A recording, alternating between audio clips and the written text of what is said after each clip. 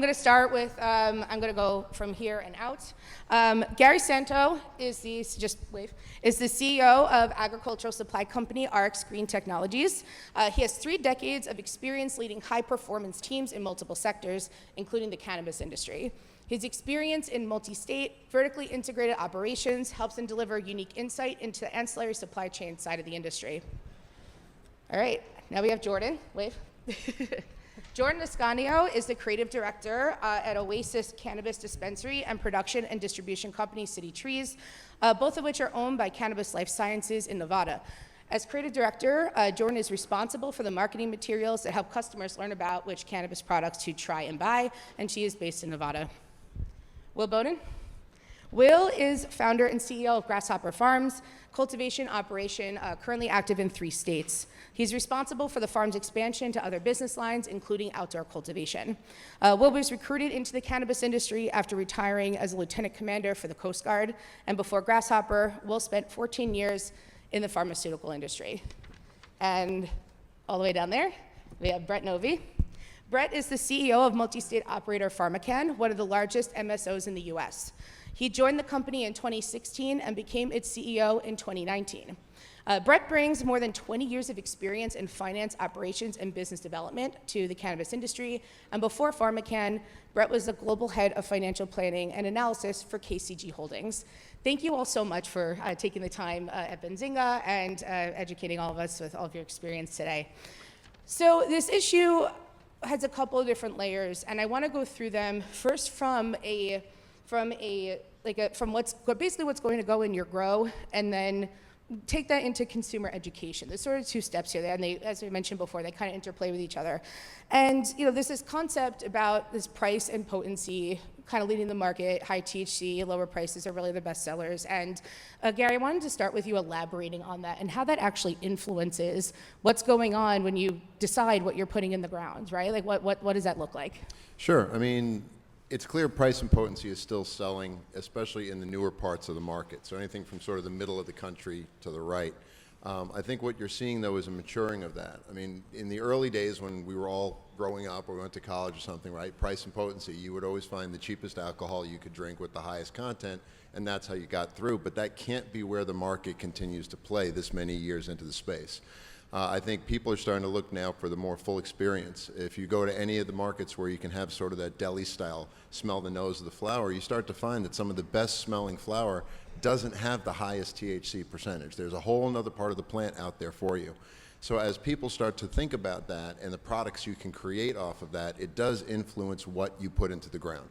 If you're just trying to pump out lots of yield with the highest possible THC, that is one path, you can do it.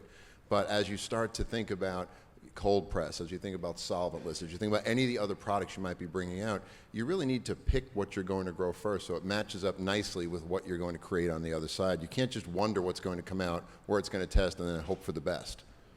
Yeah, and that actually touches really nicely on something I really wanted to talk about today, which is understanding the purpose of the flower that you're growing in the first place, right? Are you growing because you want to sell whole flower? Are you growing for extraction? There's so many ways to do that. So what does that look like practically? Brett, I want to hear from you a little bit about this. Like, what is that, when you're making those decisions, so how does that come about? Yeah, you have to understand what the consumers want, right? And the difficult part is it takes at least a year to sort of transition a grow. By the time you vet the genetics, grow them in small batches, then grow them in larger batches, and then grow them at scale. So it feels like the cultivation facility is sort of always chasing the consumer a little bit, and that especially for us because we had a philosophy in early days, which was big yield. You want the most yields, right? Because you have this limited flowering canopy. There's a lot of fixed costs that go into growing in that space, and so the more weight you could get out of that space, the more profitable the business. But as Gary mentioned, as consumers' preferences changed, that's not just potency and price. Now it's terpenes. Now, dry cure is a very important part of high quality flower, and you could spend 12 weeks growing a great plant and ruin it in a day if you have a horrible dry cure, right? So all these things matter. And what we've done is we kind of have different post-harvest processes, different strains, and we're constantly shifting the amount of veg, mom rooms, and flower plants based on consumer preferences for, the high tier, the $65 eighth, and then the $50 ounce of shake, So it's very hard. Yeah. It takes a lot of time. So. I'm sure there's some, I wouldn't call it trial and error, but I'm sure there's a lot, there's a lot of active response, right? You're seeing what's selling, you're seeing what might need a little bit more help selling, you're seeing what customer demand is in the dispensary if they're coming in and asking for something. Does that have an effect at all in the decisions you make? That is what drives the decision. But then that communication loop back to the grow is hard too, right? Because you have these grows and people that are in the grows, and then you have these stores that are dispersed throughout the state, and it's different in every state. Yeah. It's not like what consumers prefer in Colorado is identical to what consumers prefer in New York, Yep. right? So you sort of have like these micro environments that you're trying to understand in real time the feedback from the bud tenders at the stores so that we could adopt to it. But the risk is that it changes in the next 12 months, right? So you reprogram the grow for where you think, it's like skating to where the puck is going. But if you're wrong, you're hurt for a year because you misread the market, and then you have to adjust the grow again. So. And that's exactly the issue when you're dealing with something like this, because it's state by state. The nuances, you can't it's not like a cut and paste formula. There's no such thing as cut and paste formula. If you go with that, you might miss out on larger opportunities. There might be larger mistakes made. So that's definitely something to keep in mind. Are there any examples of any flower use or product category that you can think of that applies to this example you're talking about thinking 12 months ahead? So the easiest example is sativa versus indica, right? Because for a certain period of time, like for 2 years, it was always, we need more indica, we need more indica, we need more indica. So you program the whole grow, you bring in all these new genetics, you allocate way more space to indica plants, and then all of a sudden you're hearing, no, consumers want sativas, and so you have to change it back, and it's really hard. Growing is hard. Yeah. It's very hard. Absolutely, so. And I mean the reward is worth it, absolutely, and Will can definitely attest to that with the farms that you've been working through. Jordan, I want to talk about the indica sativa designation a little bit because customers, that's what they know a lot of times, especially if they are in newer markets. That's something that's one of the first things they probably understand about cannabis, but it's been a conversation for a very long time, and something that we work with in our own dispensaries is you gotta get past that education. You're not guaranteed to be into couch with an indica. It's never guaranteed. So how do you communicate that with customers, and how does that influence how they're shopping? Yeah, absolutely. I think to your point, customers, depending on the state, but in Nevada, they've become so known to, not knowing the process of the cultivation and how long it takes to get that flower to them. When we are educating our customers, it's different from the brand side to the retail side. On the retail side, you got to go direct to your bud tender, and hopefully the brand is providing you with the education materials that you need to help sell the product. If they're going to be paying more for flower, something that's new and fresh, they need to know the brand, they need to be trying the brand, and selling it to the customer. If that brand doesn't have those, marketing materials or those education materials, that's kind of where we step in to create that as a fresh drop, explain why this product is something that might work better for you. And I never gear it towards the indica sativa aspect. I gear it towards, this is something fresh, this is something you're gonna wanna try, and it might work for you and it might not. But if it's good quality flower, 9 times out of 10, that customer is gonna come back to pay for it, especially if you're marketing it correctly. That includes, make sure you're utilizing all of your assets, daily communications. Let's highlight the fresh drop. Let's show, that this brand is new. It's here for you. It's here to stay.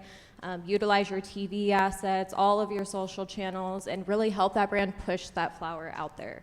This segues really nicely into something I really wanted to hear from you all today about purpose-driven consumers, right? We're moving from, as Gary mentioned earlier, we're moving from this, we're starting to move away from this price potency ratio, I guess we can describe it as, and we're moving toward folks who, I just want to relax, I want to focus, just want to zone out and watch Half Baked while stoned for the 50th time. Where it's always there's different where those nuances are, especially more mature markets are coming out, and I'm seeing this even in newer markets where folks are understanding that if I get something of a certain ratio, or I don't need to buy 32% THC flower to achieve those effects. And I think that's really important to meet that both in the grow and from the consumer perspective to make sure you're meeting those expectations. So what sort of how does that, Will, I want to ask you this, how does that affect those sort of like that customer understanding? How is that affecting what you're growing and what you're choosing to put in the ground?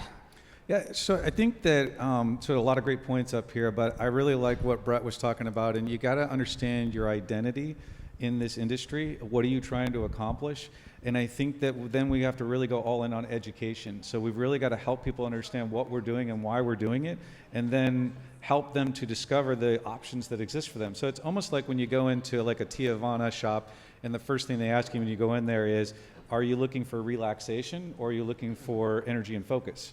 And it's the same thing with cannabis. It really is. And if we have competent bud tenders then who are able to kind of guide that discussion, and then we have to present things also to help people discover the experience as well. So Brett's 100% accurate when it comes to, especially an outdoor grow, on resetting your genetics and providing the genetics that are going to be sought after. I would say also you're going to want to make sure that you're presenting a path of discovery for folks too. Because a lot of folks out there, they're just looking for the craze of THC, and I think we're starting to get over that now with more mature markets influencing the newer markets. But as the craze of THC finds itself a steady state and we start to get a little bit more educated, I think then we got that path to discovery and exploration exists as well, right? So a balance in different strains and effects is really important there. Yeah, I want to actually go back to something Brett said. Oh, Gary, do you want to add to that? Yeah, I was going to say the education too, I think, has to happen really with the bud tender. You can't have enough bud tender education. I can't tell you how many dispensaries I go into, you step up and they just spin the screen around, and then it's in order either by the potency, by the price, or by the newest drop, and that's the entire interaction you have, and then you're in and you're out in 10 minutes if you're lucky. I think there, if we can do more to bring the bud tenders up to speed so it becomes a consultative sell, then I think the consumer will come along with it, because they don't know. They're coming into kind of a hostile environment when you go to buy cannabis, right? You got to go through the security, you have to do it. You don't do that in anything other industry. You just walk into the supermarket, you get what you want, you get out. There you have to go through this process, and then you finally get up, it's your turn, and you're locked up. You don't know what you really want, and we're not helping them really develop what their palate could turn into. And Jordan, I'm sure you see, thank you. I'm sure, Jordan, you see a lot of that coming in. I mean, Nevada might be a different story than other places, but just folks who are almost intimidated to figure out where they're going, what they're doing. Why do I need to show my ID twice? Why is the door locked? Like, I'm sure you see that, and that has an effect as well. Just give you 15 seconds to add something to that, and then I'm gonna move on. Yeah, absolutely. I mean, you learn along the way. Oasis has been open since 2015, so there's definitely been a lot of change there. Just based on the customer experience, I feel like we finally honed in to make that experience not as strict. But like you're saying, like they go straight to the counter, they want to see the daily deals, and that's what they're looking at right away. What is the pricing? We've adjusted that to train our bud tenders on, here's this product we really want to push for this week. Talk about why this product is going to be good for the customer, and try to steer them away from just going straight for those deals. Excellent, thank you. Will, go ahead. Yeah, I just, I love this idea of the consumers who are coming in and they need recommendations, and there's an opportunity to seek to understand and educate. And it's so, last night we're at dinner, we're in Chicago, it's at a steakhouse, right? And one of the folks who's with me is one of the folks I work with, she's vegetarian. So she's gonna ask the waiter, like, what do you like here? He's going to start talking about all the steaks because it's a steakhouse. He did not ask her what her preference is first.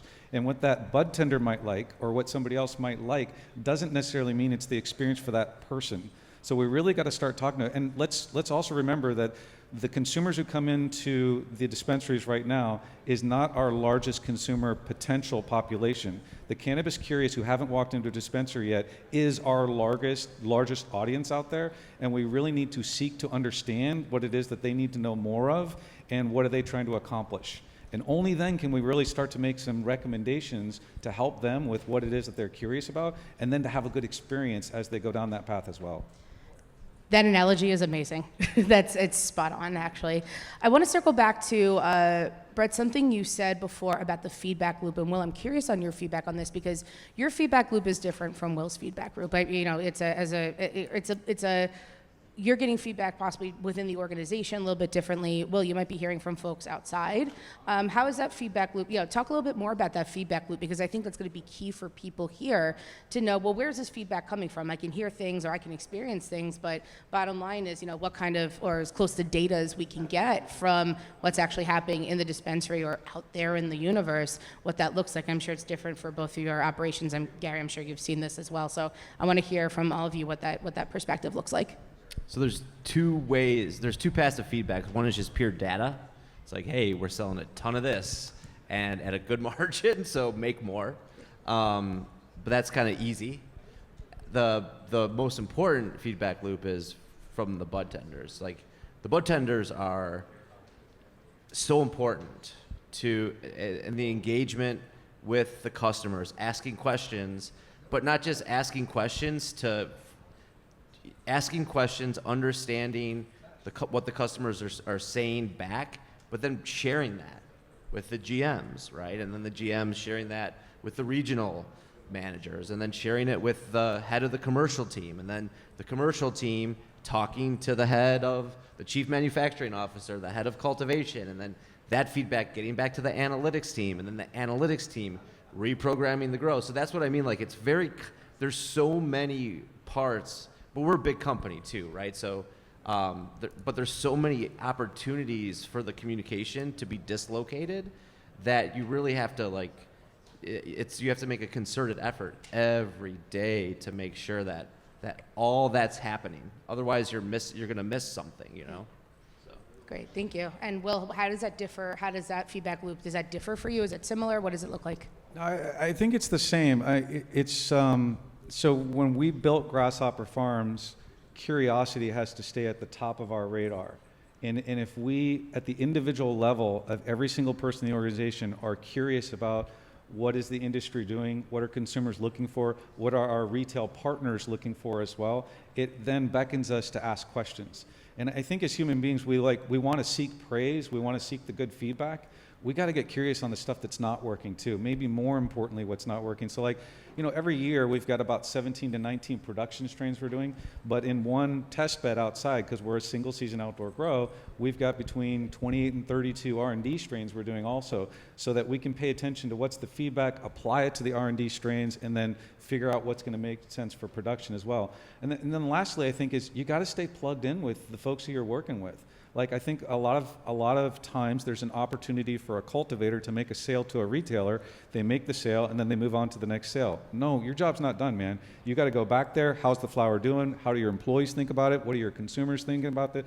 There is a lot of feedback that you got to go there. And if you're just going and making the sale and then moving on to the next sale, you're making yourself irrelevant. And you got to be curious. Back to that curiosity thing, yep. And not just seeking the praise and what we're doing right, but seek the stuff that people want you to do differently as well. This is actually something a lot of our clients, specifically in New Jersey and New York, are doing. They actively solicit feedback from bud tenders, and it's a constant flow for us as marketing folks. Like, it's a consistent flow for us that we understand, so they have that firsthand experience, can make those better recommendations, can take that information back to the farm, back to the operation, and really apply that to anything in the future. Gary, I wasn't sure if you wanted to add to that. Sure.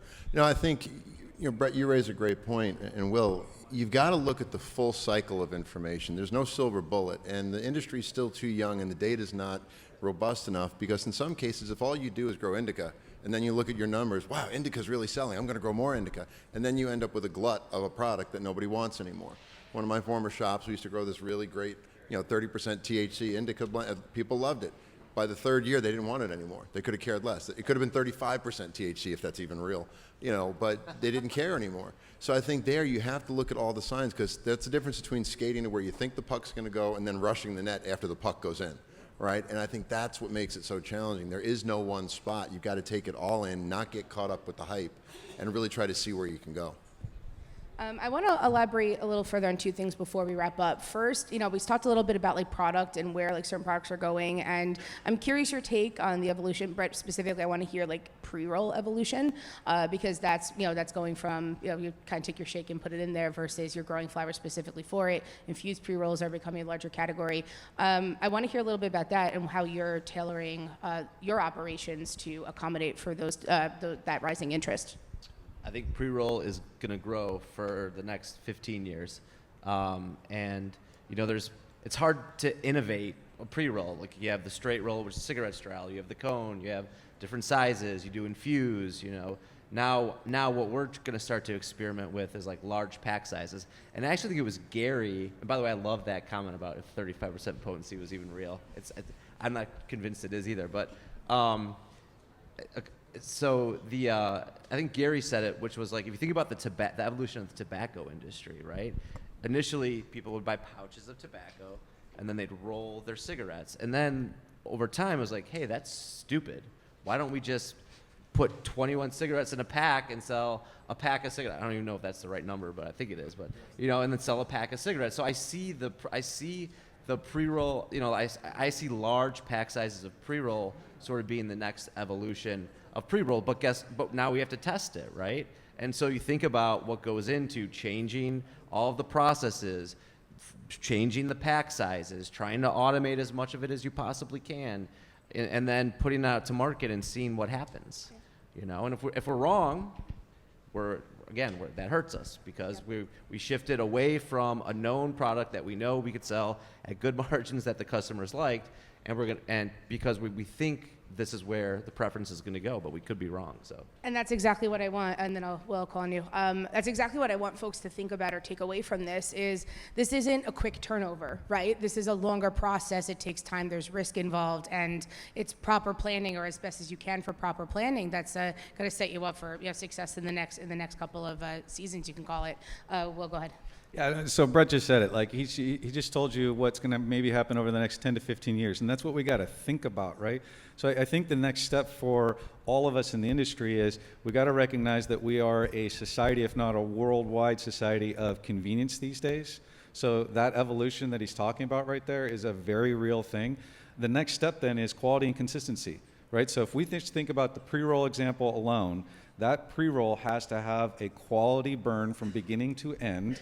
Otherwise, you're going to be irrelevant. Right now, we can get away with a lot of stuff and canoeing and all these other things that people know about, but quality and consistency are the two things that are going to trump everything when it comes to the evolution of the products that are made available to people so that they can buy them in a convenient way. Remember the convenience factor, and then they're going to come back for the ones that are quality and consistent, not necessarily the cheapest option that's out there. There's some folks who are out there and they're buying the cheapest thing because it's the cheapest thing, but then they have a poor experience. They don't go back and buy that. Quality and consistency, along with that convenience, are going to be really big in this industry, sitting right on top of education.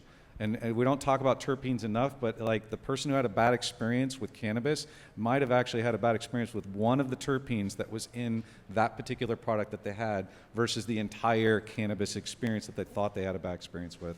Things that we got to keep in mind as we go forward here. Brian, I have one on the clock, so a few seconds. Yeah. So what Will said is very important because the pre-roll market is changing to the good, better, best, right? You could get pre-rolls made with shake, you can get pre-rolls made with popcorn buds, and then you could get high-end pre-rolls made with premium A buds, And there's all at different price points, but they're all different quality and different experience. So that is important too, especially with the cigarette analogy, which is, hey, there's people that like the $65 eighth. Can they get the same experience from buying a $65 eighth, grinding it up and rolling it, or however they choose to consume it, with buying that same strain at a higher price point pre-roll that was made with that bud, right? And that gets down to what Will was talking about. Excellent. Before we have a few minutes left, I want to touch on one last thing before we wrap up. There's all these, all these elements come together, right? It's what's going in the grow. We have to educate the consumer so they understand what they're buying and hopefully come back again.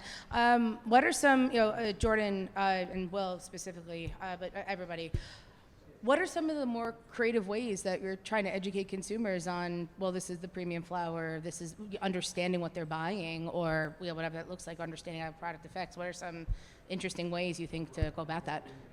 Yeah, absolutely.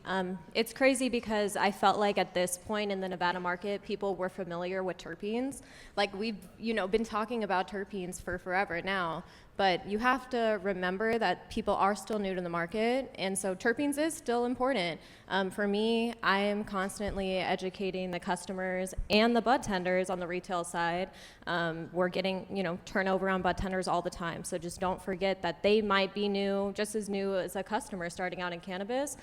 The ways that I educate them, I keep the terpenes up on our TVs all the time. I'm sending out, when I do the fresh drops on our daily communications, I will list the top 3 terpenes within those, strains. And then on the City Tree side with my brand, I love to highlight, the effects that these products are going to have for you. Especially we have our own effects line. So that has the calm, the energy, everything that you need pretty much to communicate to the consumer, this is the effect it's going to bring you, and these are the terpenes and the reasons why. Thank you. And Will, I want to talk a little bit about, 15 seconds, farm tours, and if you think that's actually, because I know you offer those, is that something that you think can help consumers really understand quality differences or differences between outdoor and indoor grow or anything like that? Yeah, look, there's a lot of operators in this room, and then there's a lot of people aspiring to be operators. I'd say one thing that we can all do together is get real serious about education by being transparent and providing inclusive experiences. Show people what this industry is, but also show people what this industry is not. Because the only way that we're going to get rid of the stigma is to open our doors and allow people to see what we're doing in a safe and compliant way. So that's what we do at Grasshopper Farms. People come out, take tours every day of the year if they want to, and sign up online, and we do open houses once a year. We're not unique in that way, but we're part of a smaller group that are doing that, and I would just encourage all of us to think about that differently so we can help remove the stigma, get education more to the forefront, and help people to really have a great experience with this product. Great. Yes. Yeah, and I think too, have an identity. I think Brett said it, right? Pick your identity. What is the hook that makes you and your operation what it is, so that every product you roll out fits that identity, so the consumer starts to equate that identity with the products you're going to give, so they don't have to get so strain specific or terpene specific. They just know that, okay, XYZ brand, this is what I usually get out of that. And I think then finding that identity is the key, because there's so little identity still out there. Even the brands that are taking hold don't have that true identity where every experience is consistent. So I think that's the other piece that kind of fits right in with what Will's saying. Absolutely. I could talk about that forever. With our last few seconds, I just want to do a last minute kind of concluding thoughts from everybody. I'll start with Gary and go forward. What comes first, cultivators or consumers? Is that even a thing? Can you even say one of them comes first? I think we're at the crossroads now. I think for the while, cultivators sort of led the way because it was whatever was available in the market. So especially in those limited license markets that were just ramping up. And of course the regulatory overhang that limited what the cultivator could do. And I feel like we're at that crossover point right now where the consumer is starting to catch up. And now we can start to move forward with a CPG industry that this was always meant to be. Thank you. Jordan, 10 seconds.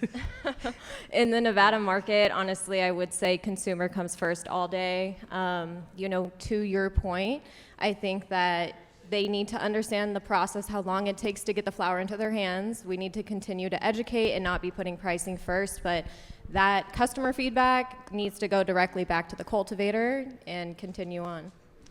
Will, also 10 seconds. Yeah, in the chicken and egg conversation, it's a blend of the two, I think, right? So cultivators can continue to lead the way, but we're listening and seeking to understand, incorporating the feedback, and if we do it in an inclusive way, then we can do this together and provide consumers what they're looking for.